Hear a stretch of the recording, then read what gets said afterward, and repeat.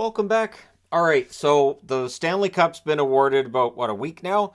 At any rate, it is never too soon to look at next year. And even though we haven't gone through the draft, we haven't gone through free agency, there are some teams that missed the playoffs this year that are under a lot of pressure to make the playoffs next year. There are some that I think are maybe 50-50, where fans might understand if it takes another year. And then there's situations where there's no pressure at all, where I just don't think that there's pressure on them to get there. Now, I'm also going to use the marker here to write down how many seasons in a row they've missed the playoffs, because I think that does play a role in how patient a fan base might be or might not be. So I'll start off with the ones that I don't think have any pressure or have very little. And I'm going to go in alphabetical order, meaning Anaheim. Anaheim, to me, a team that hasn't made the playoffs in 5 seasons. So again, the number underneath is the number of seasons they've missed the playoffs in a row. With Anaheim, it's 5. Now, I do think that fans are going to want to see things get better this year. They've got the number 2 draft pick. Whoever they draft with that, they should be looking to add this summer and get better this coming year. But they still, I don't think, have any pressure to make the playoffs. I think if the Ducks ended up with, say, 70, 75 points, I think fans would be ecstatic with that, considering the last couple of seasons they've had. So, yeah, we'll see what Anaheim does, but I don't think there's playoff pressure. Also, Arizona. So the Coyotes, one of those teams that have only missed the playoffs for 3 years in a row because of the 2020 expanded playoffs. The Coyotes are a team that I don't think have any pressure to make the playoffs either. I think the plan is still to, continue this rebuild for at least one more year and then start building up from there. But if they can keep Keller, and that really is the big point, right? You can talk Keller, Krause, and all these guys into sticking with the plan and with the team. I think they're in much better shape. But the Coyotes, right now, playoffs really aren't the plan. Also, Chicago. So Chicago, also a team that has not made any kind of playoffs in 3 years. Again, they were helped by the expanded playoffs, but both Arizona and Chicago scored upsets in those play-in rounds in 2020. So for the Chicago Blackhawks, steady as she goes. You draft Bedard, and then this coming season, I don't think there's any pressure on them to make the playoffs either. There will be some pressure to show some improvement from this past year, but that should be relatively easy to do for Kyle Davidson this summer to make the right moves in order to help out Luke Richardson. Luke Richardson, a pretty good coach. If you give him a half-decent roster, I think you'll see a jump in the points totals for the Chicago Blackhawks. Montreal. So the Montreal Canadiens, I don't think have any pressure to make the playoffs either. It's the second year in a row they've missed the playoffs. Of course, that's since Price and Weber's seemingly career-ending injuries, right? Price didn't play this year. He may not play next year either. We'll see what ends up happening. But the reality is that for Montreal, they're in this rebuild. Slavkovsky, of course, got hurt during the season this year. But seeing how he develops this coming season and who they draft this year and how that really good, solid young defense develops, it's going to be a lot of fun things to watch with Montreal. But not very likely they're going to be playing important games after, I'll say, January.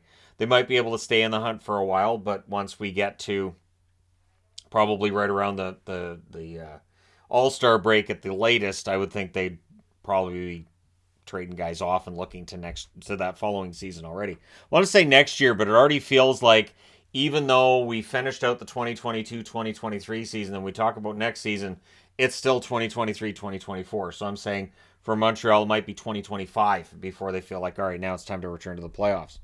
Also, Philly. Now, there are some Philly fans who'd like to see them back in the playoffs next year. It has been 3 straight seasons of no playoffs for them. They did well enough in the 2020 playoffs, but since then it's been a rough one for Philly fans. But I don't think the pressure is on them to make the playoffs yet. I think that for the Philadelphia Flyers, with the rebuild and with Danny Briere taking over and just changes in general, and with John Tortorella taking on more management responsibility along with being coach, clearly there's a long-term plan in play here. This year it's just about making sure you've changed the color of your jerseys and that you're going to sell more gear and merchandise. And really, this year's team is going to be a stripped-down version of last year's, which was already below the playoff line, at least in all likelihood. And then San Jose. Now, San Jose, the frustration level, I think, is going to get a little bit higher this year, especially if they don't show any real advancement. It's been 4 years since they made the playoffs. So now we should be seeing some of those kids coming to the lineup, like Eklund and various others, Bordeleau too, and really see what you've got. This is where you want to get your prospects into the mix and just see what you've got there, right? So these are the teams that I think won't have any pressure to make the playoffs. Now we go into, yes, 100% you want playoffs are the plan, or there's sort of a 50-50. Now, with Buffalo, I want to say 50-50, but at the same time, it has been 12 seasons without playoffs. That is an NHL record. It's something that Buffalo needs to break away from. And not only that, but they have a really good attack. Their defense is underrated. Their goaltending, Devin Levi could be the next big thing in net. And so, yeah, the pressure is definitely, I think, on Buffalo to make the playoffs this year. I'd be very surprised if they don't show further improvement. And they were not that far out of the playoffs this past season. They were close enough that I think, yeah, they could be buyers this summer. And with the right additions, and again, I don't think they need anything major, but with the right additions, they could be right in the mix. They may want to pick up a veteran goaltender who's got a pretty solid resume. And I know John Gibson's name is out there. I don't think that works for Buffalo, but they're a team that might be able to take on that contract without any concerns. But again, we'll find out during the summer with Gibson.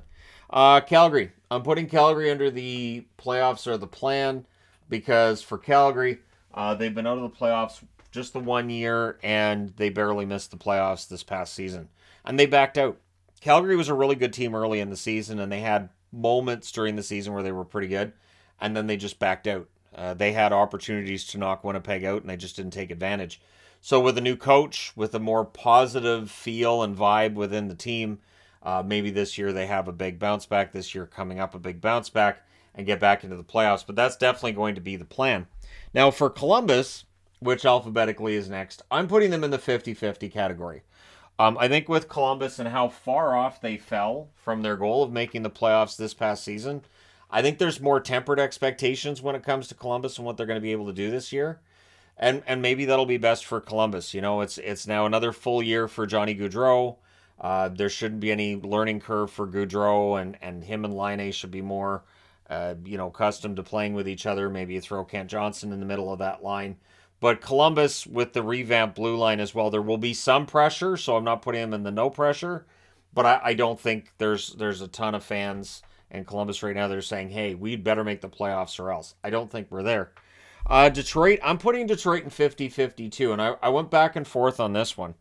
Detroit, for them, the 7 seasons in a row without the playoffs, they start to get a little bit antsy, right?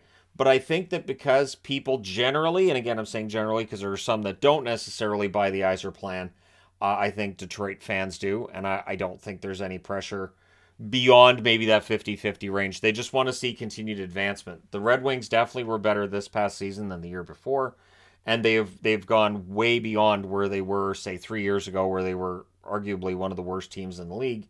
Yzerman's built a really good foundation, lots of good young prospects. They're going to add more good young prospects this year at the draft. Very deep draft. And so if they don't make the playoffs this coming season, it would be somewhat disappointing, but I don't think it's a huge deal like it is for some of the teams up here, including Nashville. Now for Nashville, they've been out of the playoffs now just the 1 season. They're not going to want to make that an annual tradition. So I think there is some pressure on Nashville to bounce back and get back into the playoffs. In the event that guys like Forsberg were to be hurt this year, in the event that things just don't gel for whatever reason, fans then may not be that upset. But I do think the expectation within the organization is to get back to the playoffs. Trotz, I don't think is interested necessarily in a complete retool or rebuild.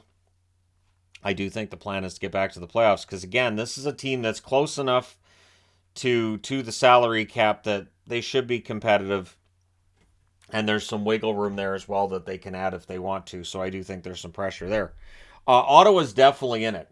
Ottawa at this point, this has been 6 seasons now where they've missed the playoffs, and the expectation of things getting better this year weren't entirely met. Although I think that Ottawa did a decent job of showing some improvement. It wasn't nearly as much improvement as many wanted. And so, yeah, Pierre Dorian's under a lot of pressure right now to get this team into the playoffs. One of the things I love with the NHL is that we're going to see this many teams that are expecting playoffs. I'm guessing 23, 24 teams expecting playoffs, and only 16 can get in. Again, I think that's a good ratio. I think that's good. But again, I understand that there's people who want to see expansion of the playoffs. Pittsburgh. Pittsburgh, I do believe the playoffs are the plan. They bring in Kyle Dubas. He's talking a lot about how he trusts in guys like Crosby, Malkin, Letang.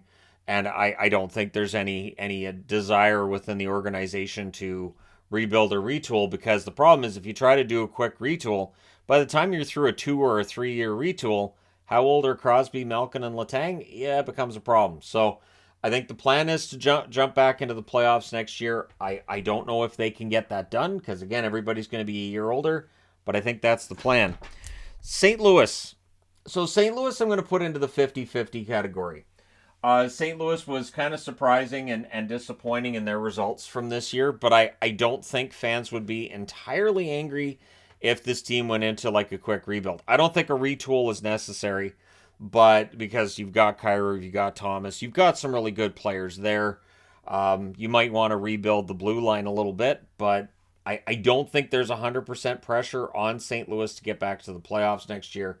I think fans would be fine with adding a couple of prospects here and there, staying competitive, but I do think, and maybe part of it too, as I'm looking at this and going, well, they won the Cup in 2019. Maybe fans are okay with a couple years outside the playoffs if what the team builds when they get back into the playoffs is a team that can win a second Stanley Cup for the city. Vancouver, right or wrong? Right or wrong, the plan in Vancouver, I do believe, is playoffs. It's been 3 years without playoffs for the Vancouver Canucks. They made it in 2020, which might be the worst thing that's happened to this team because it gave them the impression that, hey, we're really close. I took them to make the playoffs last season. Will not be taking them to make the playoffs this season. I know that their off season is not done, but yeah, I don't know. I want to be wrong. I absolutely want to be wrong. But for Vancouver, I know the plan is to make the playoffs. That's why you buy out Ekman Larson and take on that cap penalty. It's a long cap penalty. And I don't know that they're done with the buyouts necessarily or with the finagling of, how much room they have under the cap but they're trying to add. You don't try to add and say, well, we need a third line center and we need more defensemen if you're not trying to make the playoffs, which seems to be the case. I don't think there's any desire within the organization for a rebuild. The fans have been okay with one for basically the entire time this channel's existed since 2016, but the team has never actually done it. It's the most awkward thing with the Canucks is they've made the playoffs once since 2015, but they've never actually committed to a rebuild and gone out and got a bunch of draft picks and prospects. And I think that's something that has hurt the team in the long term. But anyways, we'll see how it goes for them this year. And then there's Washington. And for much the same reason as Pittsburgh, I think there's a lot of pressure on Washington to bounce back and get in because Ovechkin's not getting younger. A lot of those core pieces in Washington aren't getting younger. And so you want to take advantage and jump back in. Darcy Kemper's a very good playoff goalie, but you got to get in the playoffs to take advantage of that. So I think that's their plan going forward.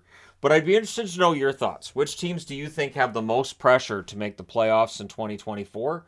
Because again, this is going to decide how aggressive teams are in the offseason.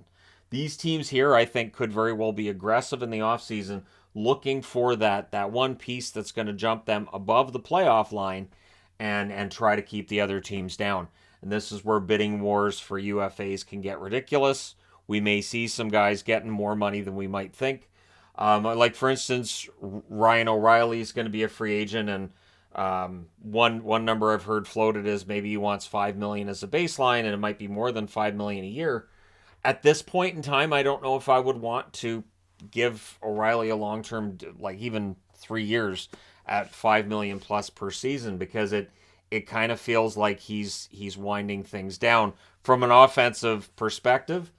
He may be one of those guys that can play into his early 40s with the way he plays defensively, but yeah, the offensive numbers have dropped, and I don't know if those bounce back. But let me know your thoughts in the comment section below. As always, don't forget to hit like and subscribe if you're browsing your way through. You just happened upon this video, and again, you can let me know if you feel like, as a fan of any of the teams on this board, do you disagree with any of this? Let me know your thoughts. don't forget to hit like and subscribe, or I will have sad feelings. Thank you guys so much for watching, for all your support. I will talk to you again soon.